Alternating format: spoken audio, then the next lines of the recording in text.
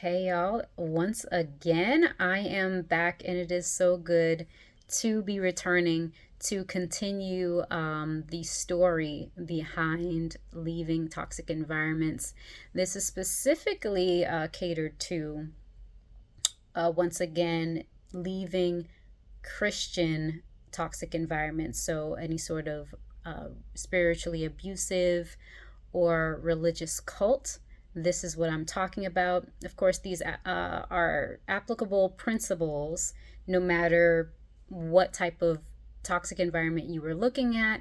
But just to put that disclosure out there, this is specifically as it pertains to cults. So I'm continuing the story about what happens after. You have your steps. And you're ready to go, but what can you now expect? And so that's the purpose of the After Story series, and I'm just going to get into this very first part.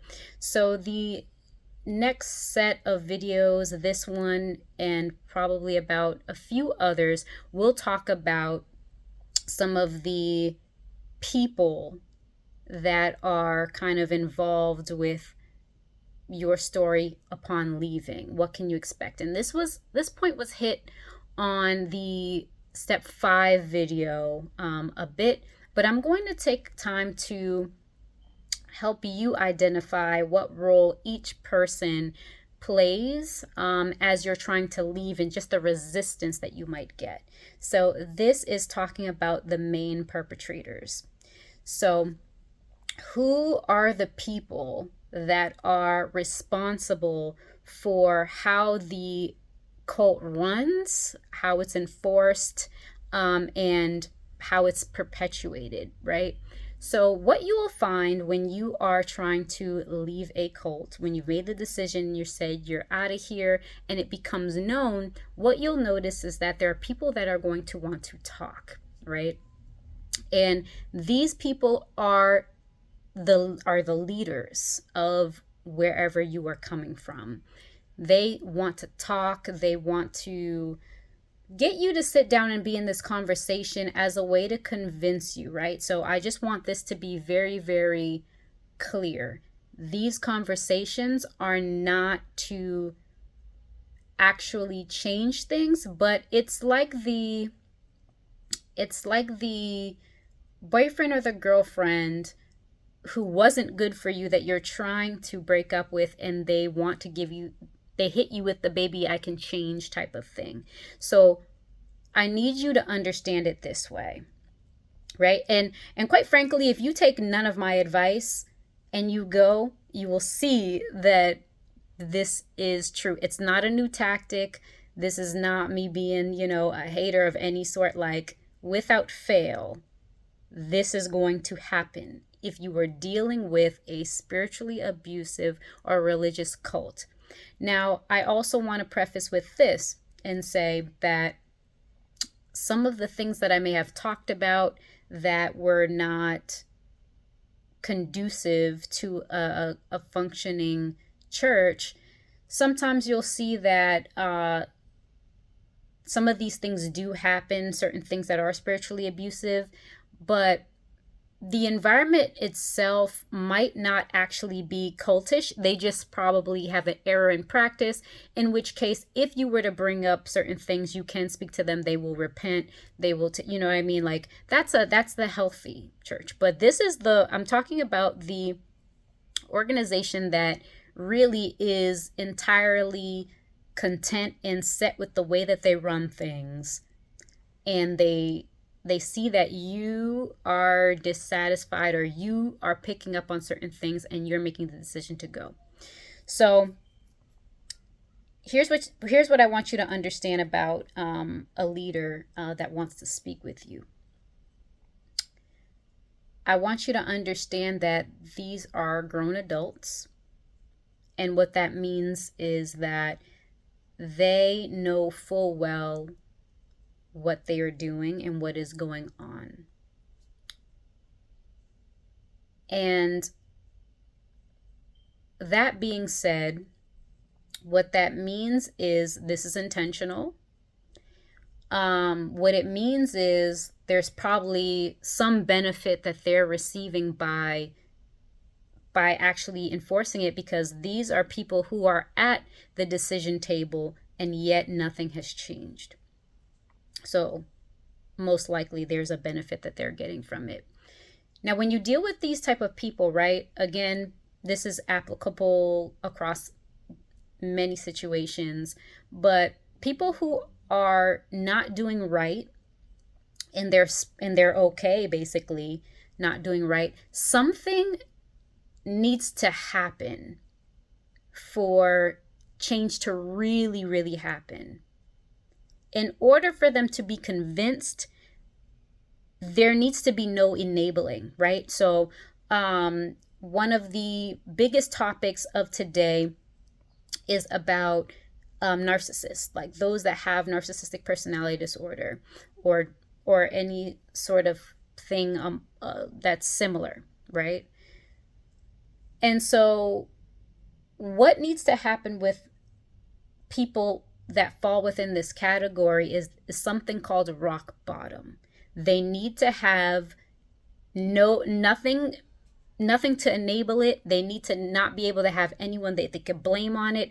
Once the person or the people are forced to take accountability, that is the only time that real meaningful change will happen. So because enough people subscribe to the system, they're not going to change. And so they're going to okie doke you, and they're going to play the sympathy card with you, make you think that they will change, but it will either be something very, very minimal, or just really not, and just nothing at all. Like, and here's the way that I want to paint this for you.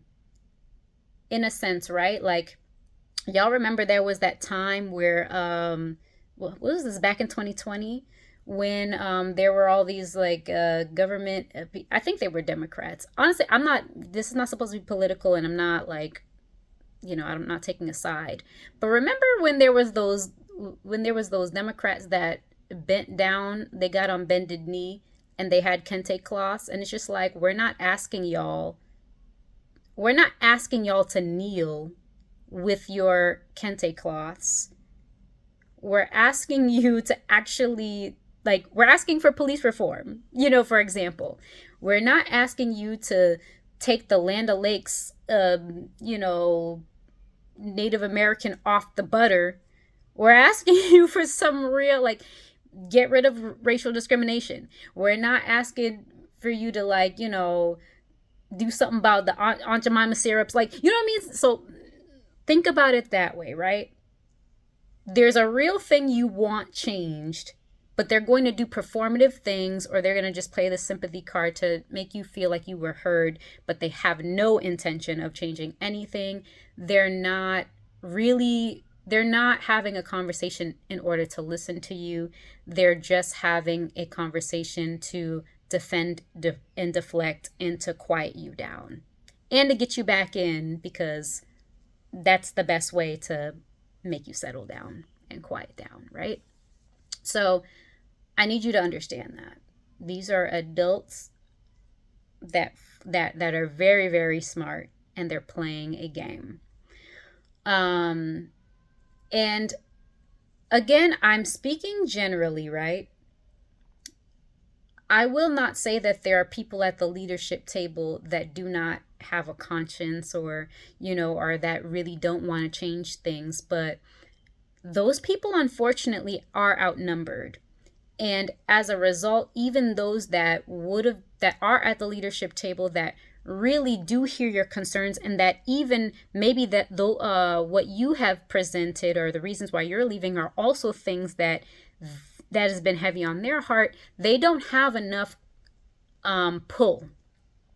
They don't have enough people at the leadership table that's going to be able to say, hey, that this is not okay. Actually, we need to heavily review this, or most importantly, because this is supposed to be a church, to say, in comparison to scripture, have we indeed fallen short? This is the biggest thing, right? So it's not just merely let us try to cater and change things for members, but if the Bible is your standard for church, if Jesus is your standard for church, there should always be that side to side comparison of what are we doing and is it reflective of the scriptures, right? So again, I'm not going to go and say everybody just wants to be evil. But what I am saying is that even for the one-offs, they're employed, and they unfortunately can't, they don't have as much power. The way that they have power is if they conform with the rest of the leadership table. And a bonus point that I want to give before I close is that to also understand or to think about how long has your leaders been in place, or how long has the system been in place. So for where I've come from, I want to say, I don't know, is it 45, maybe coming up on 50 years? So think about that, right? And then there was, a letter that was written by one of the leaders back in 2003 that was calling out so many different things. And so for at least 20-ish years, right? So because I wasn't there in the very beginning, so I don't know. But for at least 20 years, like in my case, for at least 20 years, this organization has not changed. There have been some tweaks here and there, but at the core, a lot of the issues were still there. So those are also some things to think about too in your respective congregations, about how long have things been run here, the way that it's been run, and that will kind of help you. So I hope everything that I said made sense to you. So what really is the point? My point with this is that I do not advise you speak with them. If you speak with them, right? Because again, I'm not trying to be your God. I'm not trying to tell you got to do this or that. These are just high recommendations. And so if you do or you don't, like, of course. But I'm just preparing you. You know what I mean? So that you know and you can be aware. And if you decide to take this meeting that they're asking you for, you can be on guard and just understand certain tactics when you come across them. So so my recommendation is not to take this meeting because, again, like I've let you know, they know what they're doing, they're aware. And what you have to understand, the reason why I don't often call it church and I opt to say congregation or organization is because that's what it is. And so if a business is to run, then, just think about that. It's business. It's not a cult is business. And so for me, just really quick, because I do want to make this short and come to a close. When I was leaving, I did not really have conversations with any leadership person because I was aware. Again, I also pay attention to what's happened in the past. So I've just been taking note and taking advice on that end as well. But I've seen it before and I was like, nope. There were calls that I made, which were basically courtesy calls, but they weren't necessarily too much on leadership level. I spoke to one person that was in leadership, but again, these were all sort of courtesy calls of saying like, hey, you won't see me, and here's why. I did end up doing one phone call with a leader that I actually did not want to do. I actually made it known that I wasn't trying to do that.